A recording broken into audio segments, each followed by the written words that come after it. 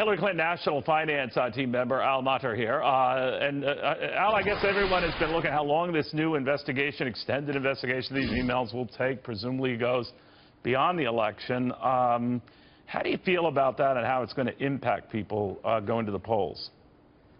Well, thanks for having me on, Neil. It's great to be here. Same here. In terms of the polls, I think we're seeing, with respect to most polls, the Washington Post, ABC being an exception, that there doesn't seem to be much slippage for Secretary Clinton other than what might be the usual tightening in a close race as we get toward the election. So far, so good as the polls go, and particularly in most of the battleground states, I think that's the case. Do you worry, and you crunch these numbers far better than I, but do you worry that whatever momentum that Hillary Clinton was enjoying did stop, at least on word of that extended investigation, allowing Donald Trump to gain some traction? If we're to believe some of these polls, not all of them to your point, but in Missouri where he's widened his lead, in Florida where he now has a slight lead, but you know the drill. What do you think of that?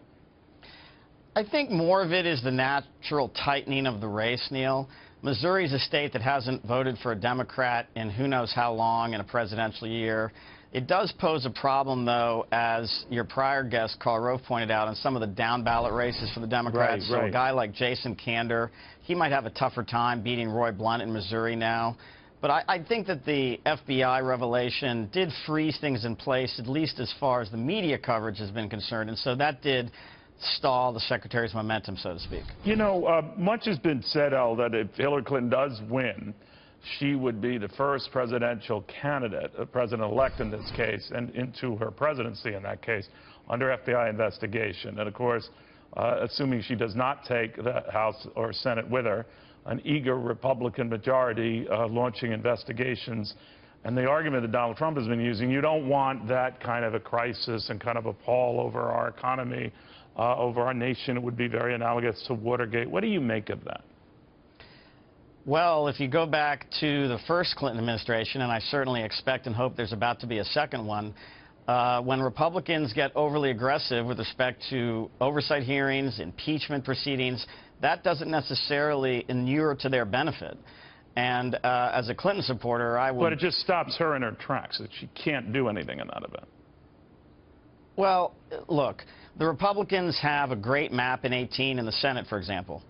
If Hillary and the Democrats retake the Senate, or if it's 50-50, they would be looking to change that 2 years later. If they conduct overly aggressive impeachment proceedings, that's going to hurt them in those elections. And so at some level, it's against their interest.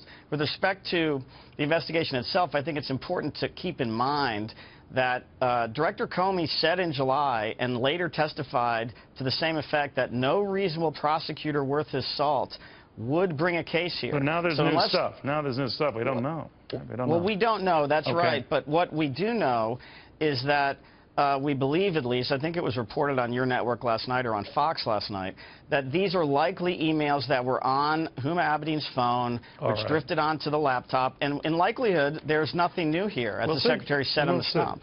Al, thank you very, very much. Al Mottur, the Clinton Campaign National Finance Team member.